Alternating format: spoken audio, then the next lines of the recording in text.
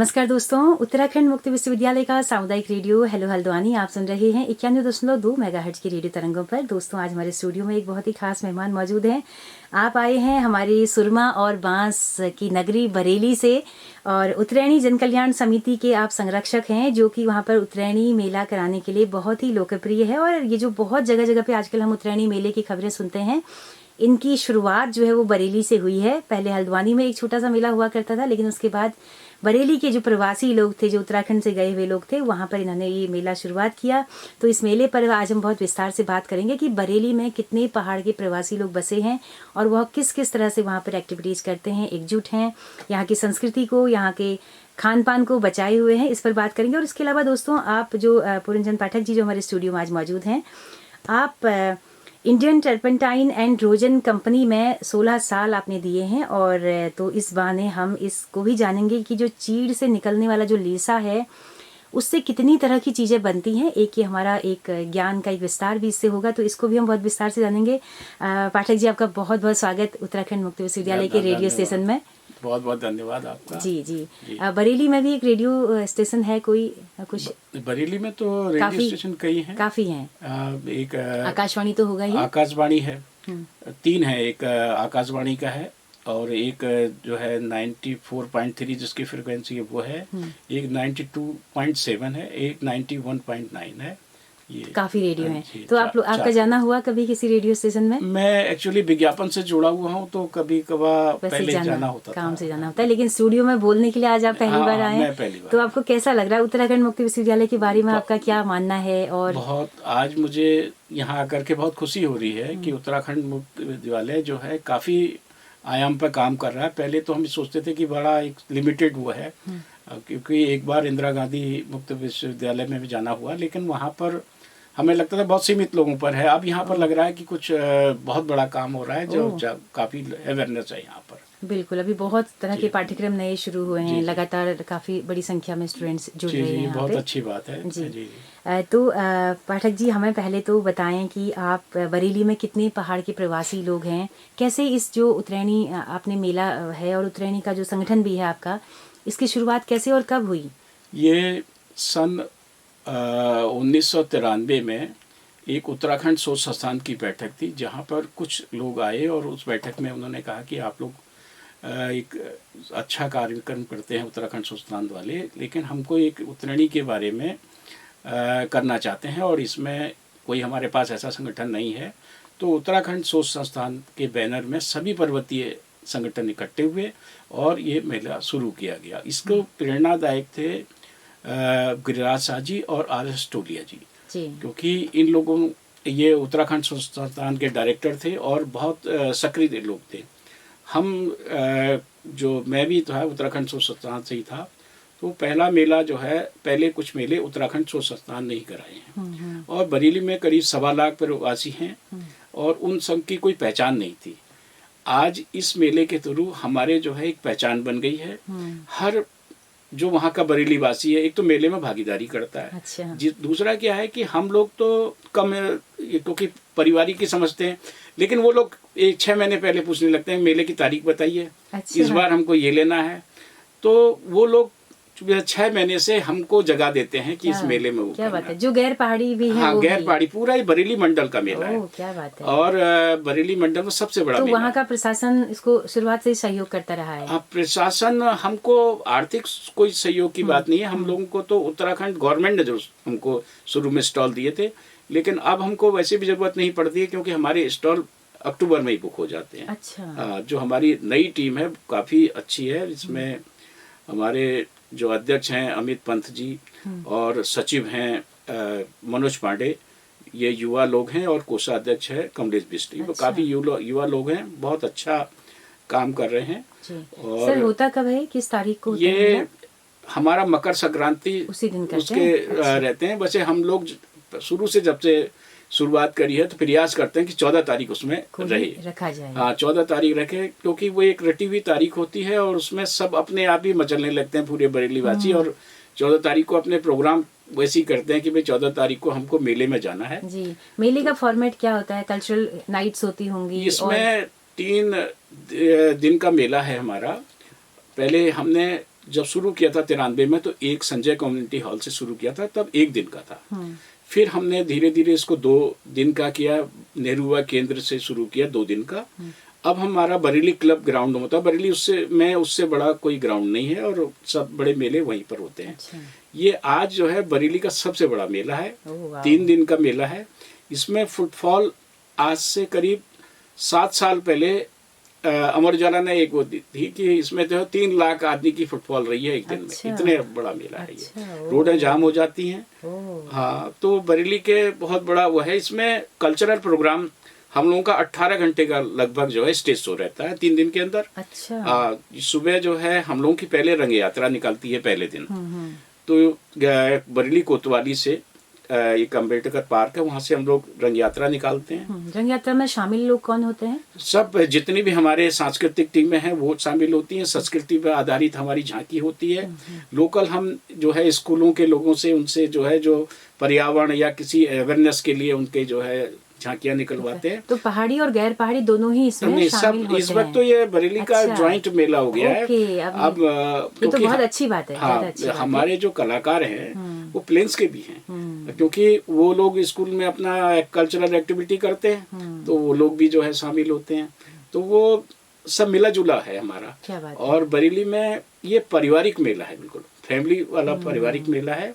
और सब लोग, हम लोग इसमें शुरुआत करते करते सीधे हम लोग जाते हैं, पूरा करीब ये 2 किलोमीटर का एरिया वो करते हैं। और निकलते हुए वहाँ से झांकी से मैया अयूब खां चौराहे होते हुए, चौकी चौराहे होते हुए, सर्किट हाउस चौराहे होते हुए हम लोग मेला ग्राउंड में पहुँचते हैं। उस वक्त जो है जब उद्घाटन होता है तो हमारे चीफ मिनिस्टर पिछली बार आए थे। इस बार उनका जो है उन्होंने हवाई जहाज नहीं उड़ा, क्योंकि देहरादून में विजिबिलिटी नहीं थी, मौसम खराब था। तो उन्होंने वर्चुअली उद्घाटन किया इसका। अच्छा। हाँ, तो वहाँ से जो है हम लोग वो करते हैं। उसके बाद 15 तारीख को यहाँ पर कोश्यारी साहब ने करा। 3 दिन हमारे अलग अलग गेस्ट रहते हैं। अच्छा। जो कोश्यारी साहब इसमें बहुत पहले से जुड़े हुए हैं। अच्छा। वो लगभग जो है हर वर्ष आते हैं। और वो मतलब उनको अब बिल्कुल अपना वो है, प्यार है उस मेले से। अगर किसी भी तरह से भले अगर रात भी हो जाती है तब भी वो आते हैं। अच्छा। हाँ, वो आते हैं। तो इसमें एक तो आप लोक कलाकारों को बुलाकर, लोक कलाकार कहीं के भी हो सकते हैं, पहाड़ के भी और बरेली के आसपास के भी। उसके अलावा आपने कहा कि इसमें समूहों के उत्पाद भी इसमें लगाए जाते हैं ना जी। तो वो कहाँ कहाँ के समूह होते हैं? सभी जगह के? जैसे कि मैं आपको बताऊं, ये सांस्कृतिक टीम है, हमें 6 टीमें उत्तरांचल सरकार से मिलती हैं। अच्छा। हाँ, बाकी जितने भी लेटेस्ट कलाकार होते हैं जो इस वक्त प्रचलन में अच्छे होते हैं, वो सभी हमारे यहाँ आते हैं स्टेज शो के लिए। और ये एक वहाँ के हैं पिथौरागढ़ के तबला वादक, वो उसमें क्या नाम है उनका, वो ये पवनदीप राजन हमारे यहाँ जब आए थे तब मैं उस वक्त महासचिव था। तो मुझे किसी ने बताया कि एक जो है कोई बालक हैं, उनके पिताजी लेके आए थे और कि साहब वो तबला बजाना चाहते हैं। तो हाइट देख करके हम लोगों को लगा कि पता नहीं कैसे वो करेंगे। तो हमने हमारे जो सांस्कृतिक प्रभारी हैं पूरन सिंह दानू, उनसे कहा गया भैया इनका जो है रिहर्सल एक बार देख लो, इनको टेस्ट वो कर लो। और उसके बाद उससे जब ने तबला बजाए तो सब लोग आश्चर्यचकित रह गए और बहुत ही अच्छा लगा। और वहाँ से इनकी शुरुआत हुई है। लगातार ये कई बार आए हैं।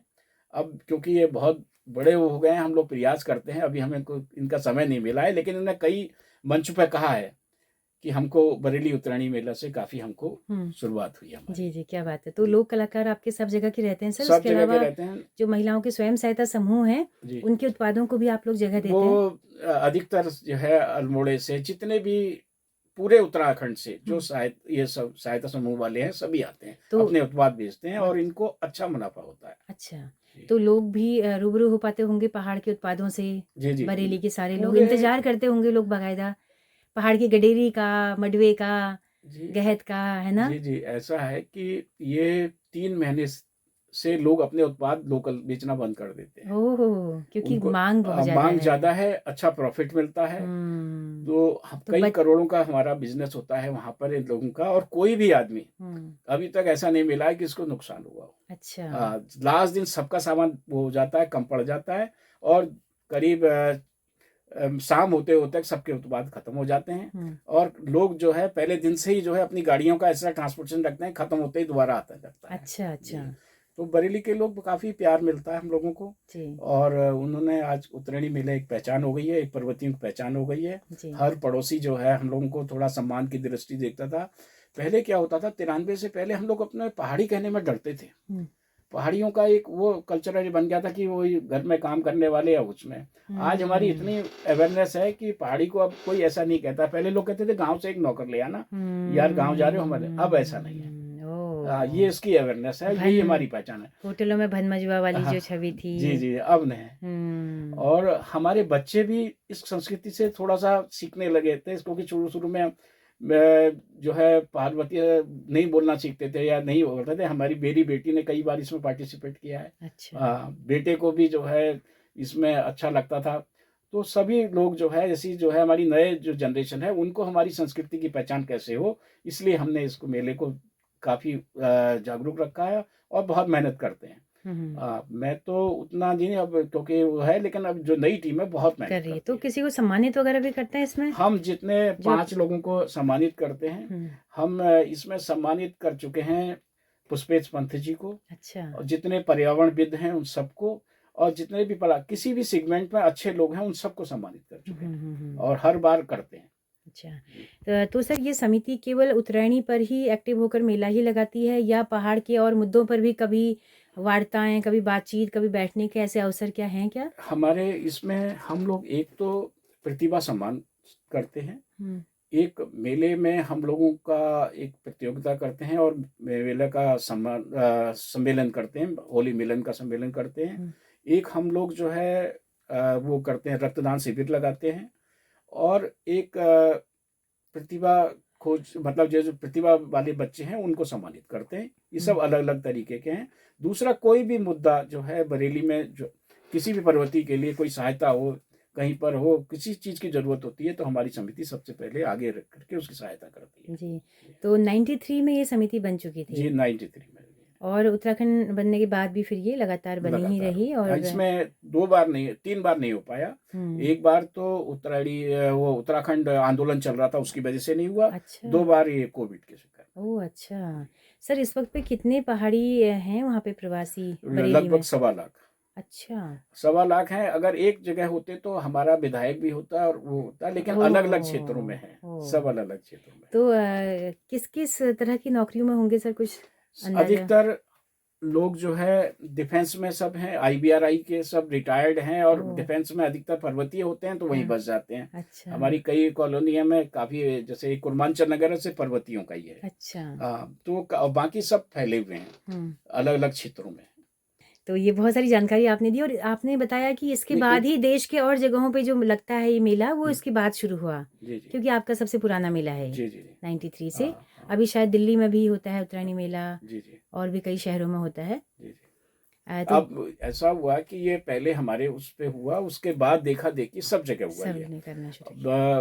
पहले फिर लखनऊ शुरू हुआ, लखनऊ के बाद दिल्ली में शुरू हुआ, दिल्ली के बाद बॉम्बे शुरू हुआ, अब ये राजस्थान वगैरह सभी जगह होता है, कई जगह होने लगा है। छोटे छोटे इधर पर्वतीय उसमें तो छोटे छोटे उसमें होने लगा है। बिल्कुल। तो अपनी पहचान को जिंदा रखे हैं लोग वहाँ जाकर भी, ये अच्छी बात है। लेकिन संकीर्णताएं नहीं आनी चाहिए, जैसा कि आपने कहा कि इसमें सब तरह के लोग, ये पूरे बरेली के एक तरह से पारिवारिक मेला है। तो ये अच्छी बात है कि सबने अडॉप्ट किया, एक दूसरे की संस्कृति को, एक दूसरे की भाषा को भी अडॉप्ट करना बहुत ज़रूरी है। तो बहुत सारी बातें पाठक जी हमने कर ली हैं। चलते चलते क्या हम थोड़ा सा इस पर भी बात करें कि जो आप टर्पेंटाइन कंपनी में काम करते थे, तो इसका थोड़ा सा हमें बताइए कि जो लीसा है उसकी क्या क्या चीज़ें बनती हैं, और पहाड़ से कैसे, ये आपने बताया कि कंपनी उत्तराखंड राज्य बनते ही बंद हो गई, तो इसका मतलब कि ये पूरा उत्तराखंड से ही इसका जो कच्चा माल था वो जाता था? ये 1929 में ये फैक्ट्री जो है भवाली से बरेली शिफ्ट हुई। ITR कॉलोनी, कलेक्टर वो गंज जगह है एक, CP गंज, वहाँ पर ये स्थापित हुई। ये Indian turpentine and Rojan company सरकार की अपनी हाँ, सरकार के अधीन लिमिटेड थी ये? हाँ, लिमिटेड। अच्छा। ये उत्तर प्रदेश सरकार के अधीन थी। इसमें जो MD होते थे, इसके जो मेन होते थे वो कंजर्वेटर ऑफ फॉरेस्ट होते थे, और धीरे इसके जो चेयरमैन होते थे वो मुख्यमंत्री के सचिव वो होते थे इसके चेयरमैन। अच्छा। बाद में ये उद्योग विभाग को ट्रांसफर हुई, क्योंकि भवाली से ये फैक्ट्री जो है बरेली इसलिए हस्तांतरित की गई कि यहाँ से ट्रांसपोर्टेशन और कच्चा माल सॉरी जो उत्पाद होता था उसको वहाँ बाहर बेचने में दिक्कत होती थी। हम्म, तो ये भवाली से या पूरे उत्तराखंड से जो है जितना भी जो रॉ मटेरियल होता था, रेजिन होता था, लीशा, हम्म, वो इसके ट्रेन के थ्रू हमारे यहाँ फैक्ट्री के अंदर जो है जाता था। वहाँ की बोगियाँ लगती थी और वहाँ से उत्पाद भी जो है वो होते थे। धीरे धीरे जो है ये पूरे बिगेस्ट ऑफ एशिया फैक्ट्री थी। इसमें जितने भी सरकारी टकसाल हैं उन सब पे जो है यहाँ से जो है हमारा प्रोडक्ट जाता था। जितने भी आपको पेपर इंडस्ट्री में पेपर मिलेगा वो उसमें जो ब्राइटनेस है वो रोजिन की वजह से ही है। ओह वाह, और जितने इसके पेंट हैं, लिक्विड जो है इसका टर्पेंटाइन, वो मल्टीपर्पज है। कैम्फर भी इसी से निकलता है। और जितने भी सेंट होते हैं, जितने वार्निश, पेंट वगैरह, ये पॉलिश सब इसी से निकलती है। तो ये मल्टीपर्पज है और इसको हमारी फैक्ट्री को कई बार जो है एशिया से कई बार अवार्ड मिले हैं। अच्छा, और बिगेस्ट ऑफ एशिया कहलाती थी फैक्ट्री और बहुत अच्छी गुणवत्ता का माल था। लेकिन ये जो उत्तराखंड बनने से ये रॉ मटेरियल जो है कि उत्तराखंड में रह गया और हमारी फैक्ट्री वहाँ पर हो गई। यहाँ से 60% हमको क्रॉप जो है ऑल ओवर इंडिया की हमको वहाँ मिलती थी। धीरे धीरे क्योंकि ये सब जगह क्रॉप में कम हुआ और नए तरीके के जो है लीचा लगाने की पद्धति हो गई, क्योंकि पेड़ डैमेज ना हो, तो उसका उत्पादन भी कम हो गया। अच्छा, वो भी जब हमारी फैक्ट्री चलती थी कई बार हम लोगों ने जो है इंडोनेशिया से भी ये जो है मंगवाया है। मंगाया। हाँ, इसको क्या रोजिन कहेंगे ना? जो गम कहेंगे, गम। हाँ, ये रेजिन, रेजिन लीशा को रेजिन कहते हैं, रेजिन। RESIN। जो इसके प्रोडक्ट होते हैं सॉलिड होता है वो रोजिन कहलाता है, ROSIN। और जो टर्पेंटाइन हुआ लिक्विड हो गया। बिल्कुल। इससे कैम्फर भी निकलता है। एक बरेली में कैम्फर फैक्ट्री का इसीलिए लगाई गई कि हमारा जो टर्पेंटाइन होता था वो हम डायरेक्ट उनको कैम्फर एलाइड एंड प्रोडक्ट को बेचते थे और उससे कपूर निकलता है। कपूर के कई प्रोडक्ट जो है बनते हैं उससे, अच्छा, जो बहुत विदेशों में जाते हैं। अच्छा। हमको याद आता सर, जब हम पहाड़ में जाते थे, जंगल ग्वाला जाते थे, तो जगह जगह वो लगे रहते थे लीसे के गमले टाइप के। गमले जी जी लगे रहते थे जी जगह जगह। जी। तो वो क्या आप ही की कंपनी के हाँ, लोग उसको लगवाते थे उस समय में? नहीं नहीं, ये ये बहुत फॉरेस्ट, ये प्रोडक्ट है फॉरेस्ट का। अच्छा। ये फॉरेस्ट का है। फॉरेस्ट वाले अपने वो लगवाते थे और वो लगाने के बाद गमले वो छोटे छोटे कंटेनर में जो ये होते हैं तेल के कंटेनर, हाँ, वो उसमें। खाली करके उसमें डाला जाता था। वो सब जगह इकट्ठे होकर के फिर एक जगह ट्रांसपोर्ट होते हैं। फिर लीसा डिपो हैं 5 यहाँ पर उत्तराखंड में। हम्म, एक था टनकपुर, हम्म, एक शीशमहल काड़ूदाम, एक कोटद्वार, और एक टनकपुर, और एक ऋषिकेश। ओह अच्छा। इसमें सब इकट्ठा होता था। ये इकट्ठा होकर के सीधे हमारे कंपनी में जाता था तो इंडिया में। सारा ही फिर वहीं आता था और नहीं, कोई? यहाँ छोटे छोटे प्रोडक्ट थे, कोऑपरेटिव थे, क्योंकि वो होते अच्छा, थे। लेकिन वो फैक्ट्रियों को उतना वो नहीं होता था, मास लेवल पर वहीं जाता था। अच्छा। हम हिमाचल से भी लेते थे, जम्मू से भी लेते थे। हम्म। तो फिर वो सारा इकट्ठा होके गया, फिर वहां से सारा सामान हाँ बना हाँ। और और फिर फिर? वो जगह जगह उसमें हम लोग जो है अपने कंटेनर में उसको लिक्विड जो है, अधिकतर जो है टर्पेंटाइन तो डायरेक्ट कैंपर को चला जाता था।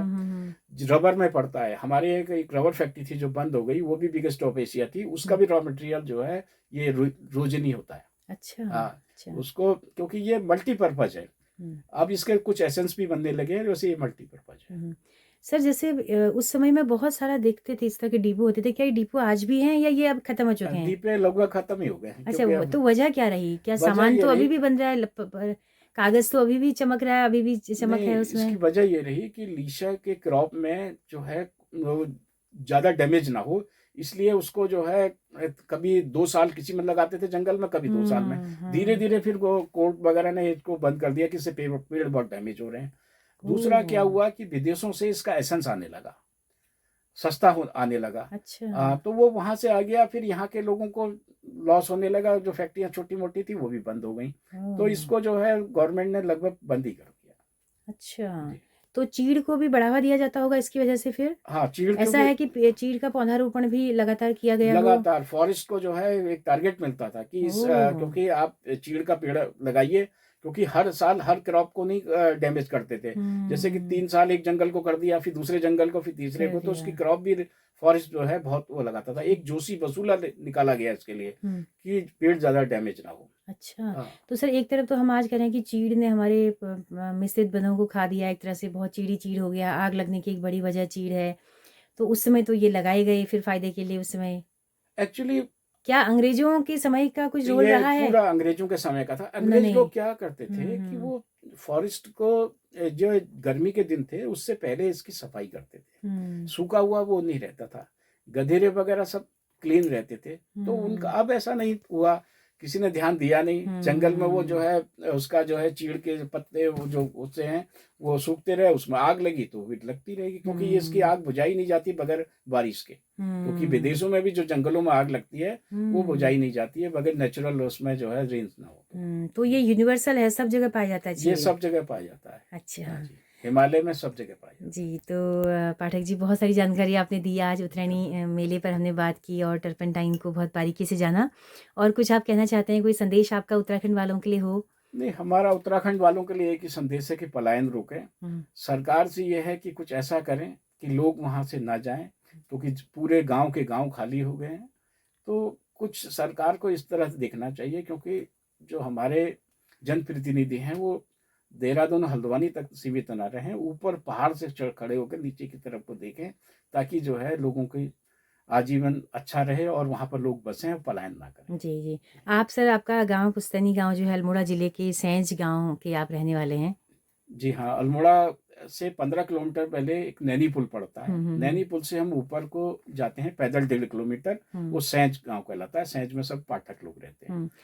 तो और क्या आपने वहाँ पे बसने का दोबारा बनाया है क्या? हाँ, हमारा हम लोग जाते हैं, हम अच्छा। लोग वो करते हैं। माननीय कोश्यारी जी की प्रेरणा से हुँ, कुछ वहाँ पर अभी करना चाहते हैं हम लोग, कुछ बगीचा वगैरह जो हमारी अच्छा। पुश्तैनी ज़मीन है, हुँ, उन्होंने कहा है कि आप थोड़ा पहाड़ की तरफ आप लोग वो करें, देखें, तो हमने कुछ उनकी प्रेरणा से शुरुआत करने जा रहे हैं। अच्छा, जी, जी। जी।